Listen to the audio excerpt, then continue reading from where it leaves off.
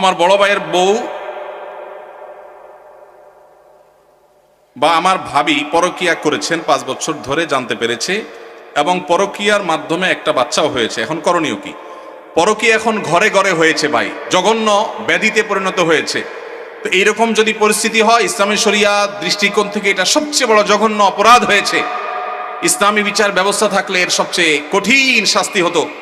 যেহেতু বিচারিকভাবে, আইনগতভাবে সেটা কার্যকর করবার সুযোগ নেই, যেহেতু ইসলামী বিচার ব্যবস্থা নেই, এজন্য এটার বিচারের ভার কোনো এলাকার কোনো মোড়ল মাতবর কেউ নিজের হাতে নেওয়ার অধিকার কারোর নাই, সুযোগ নাই, খবরদার।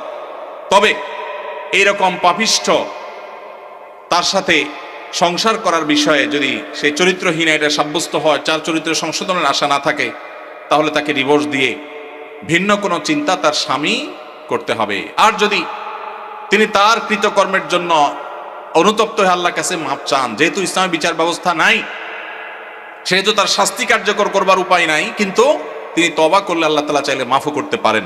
এটা একান্ত তাদের বিষয়, আল্লাহর বিষয়।